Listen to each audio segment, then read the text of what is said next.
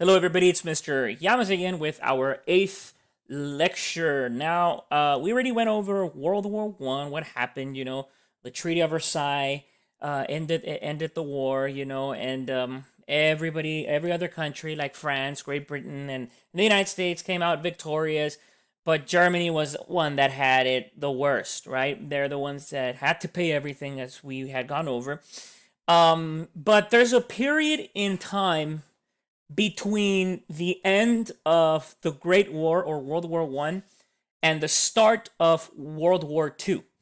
And this is that period. This is called the interwar years, or the in between war years. So what's happening between when World War One ended and when World War Two started? There's a good 20 years on that. So literally from 1919, I think it's 20 years, 1919 to, yeah. So anyways, there's a good amount of years, 1920 to 1929, 1929 to 1930, 1939. So that's the period that it's talking about, a good 20 years worth of stuff.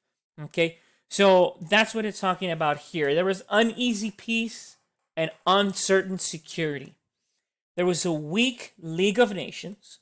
The U.S. never joined the League of Nations to keep peace, and now the League of Nations is called the United Nations. But the League of Nations is this international organization of all the countries. They sit down together in one room, and they represent their country, and then that's it. So it's like the United States Capitol and Congress when we send our people, but in this case, it's a one person or a couple of people from each country that represent. The United States never joined it. They said we want to continue being isolationists, right? The French demanded strict enforcement and more money. The French were really like, we want more. We want more out of this deal. In 1919 and in 1920, and it's funny because think about it, 100 years. 100 years ago, there was also a pandemic. It's the Spanish flu. Okay, and this one was bad. So can you believe that 100 years later, we're experiencing COVID-19 coronavirus? 100 years ago, they were also experiencing flu, an epidemic, a pandemic, in 1919 and 1920. Germany had a lot of economic problems. We're gonna go over those problems. The Dawes Plan, which was, we're gonna go over it as well, and you were gonna go over U.S. stability, then instability. And let's get to it. So Germany now has a new government under this guy right here. His name is going to be Paul von Hindenburg. He takes power at the age of 77. But before that, what type of government did Germany have during World War One or the Great War? It was basically an imperial Germany under the Kaiser Wilhelm II, and actually that's how you say William in German. It's Wilhelm, not William. So it's Wilhelm II, and you're gonna have this republic called the Weimar Republic, and the W in Germany, guys, it's the V. So anytime you see a W in German, say V. So Weimar. So the Weimar Republic, no true leaders aside from this guy right here, Paul von Hindenburg. But there was a lot of inflation from 1922 to 1923. Teachers, civil servants, and others saw their incomes become worthless. That means that anything that they were earning, really money was worthless, and we'll go over that right now. In 1924, it was the first country to be struck by the Great Depression, meaning no money. Unemployment in 1930 was 4.38 million. 4.38 million people in Germany in 1930 did not have jobs. Okay, these were the economic problems. For example, France was occupying industrial territories for resources and as a form of payment.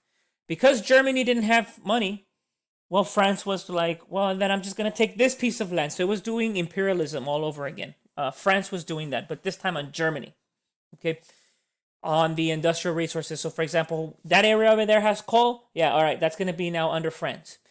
However, some German workers said, we're not going to be under France. So they went on strike. Okay, And they went on strike because of that. And they also went on strike because the government and the businesses were not paying them well. They were not paying them fully also. So the government, brilliant idea, said, oh, you know what? In order for me to pay up everybody, I'm just going to print more money. Guys, a lot of people have probably said this. Why don't we just print money?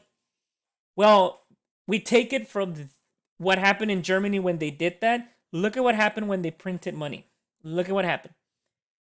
It added inflation. Inflation means a rise in prices. So, for example, because I printed out more money and because you have more money, as a business and as a person, I'm going to say that person has more money, therefore they can pay more for it. That's what it means when we print out more money. That's what we call inflation. It has to adjust to the amount of money that's out there. I can't just say I'm going to print out money and then give it to everybody and then keep the prices low. No, that means that we're going to increase the prices because you have more money. But what was happening is because Germany was printing and printing and printing and printing a lot of money, when World War I started, in Germany, they have something called marks. They don't have dollars. They have something called the marks. For every 4.2 marks, it equal to $1, right? So if I went to Germany in 1914 and I gave them $1 and I said, give me marks, they would give me 4.2 marks, right? But then in 1923, if I went to Germany and I gave them $1, they had to give me 130 billion marks. Later, I had to give me 4.2 trillion marks for $1.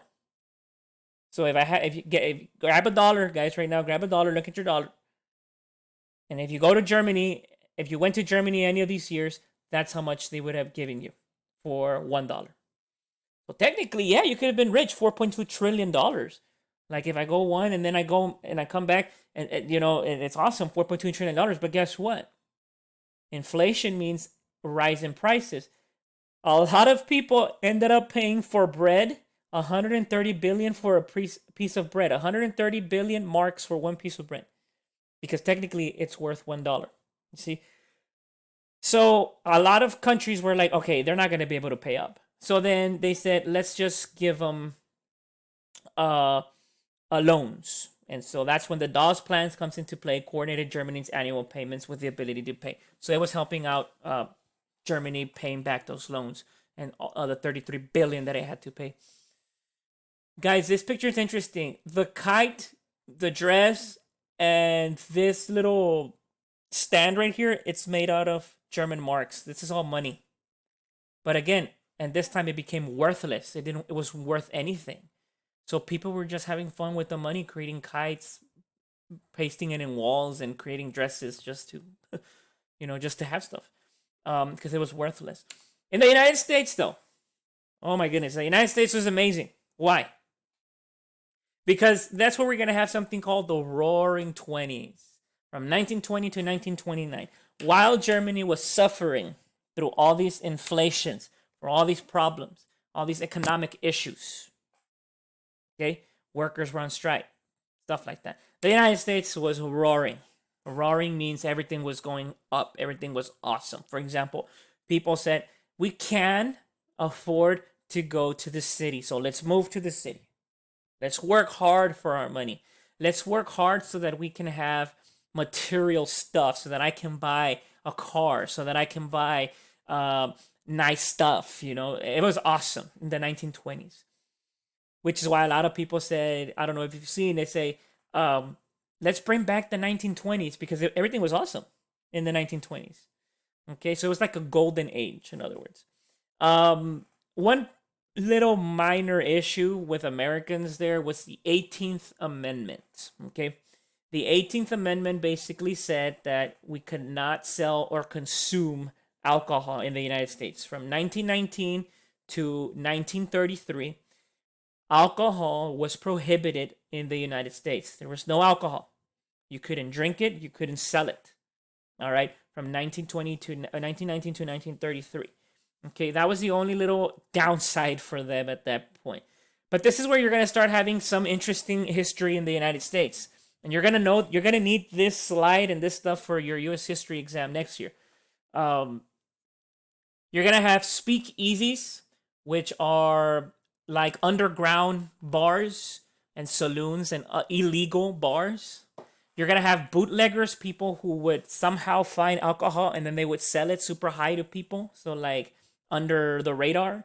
You're gonna have organized crime, people like Al Capone start developing in Chicago, New York, all these mafia gangs and stuff like that. You're gonna start seeing this during the Roaring Twenties.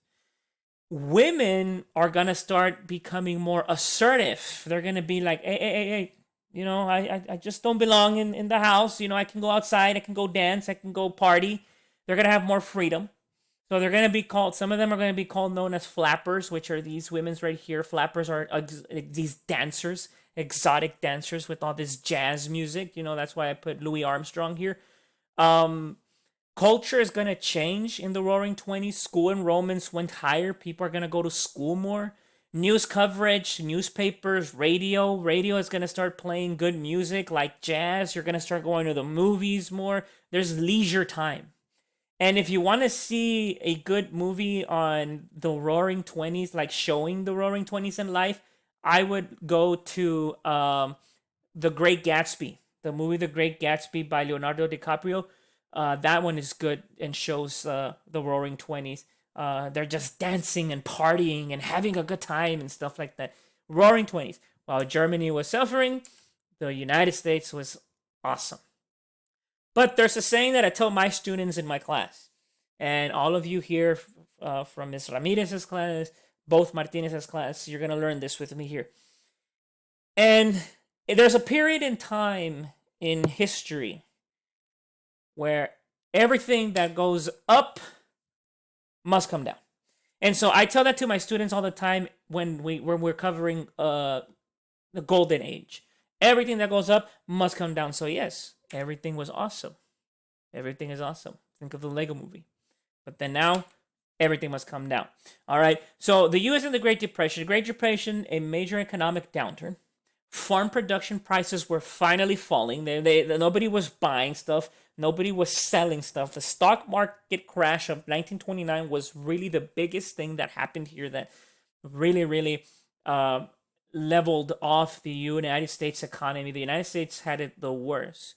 12 million people were unemployed, and they looked at the government for solutions. Not only did the United States look for the government for solutions, like we are looking for solutions right now with the government as well. Hey, what is the government going to do? President sent $1,200 to a lot of Americans right now. What were they going to do for these people? You're going to have long lines of unemployment, you actually were seeing this a couple months ago, guys. Here in the United States, we started seeing these lines again in the unemployment offices. We actually have a lot of unemployment right now thanks to the coronavirus.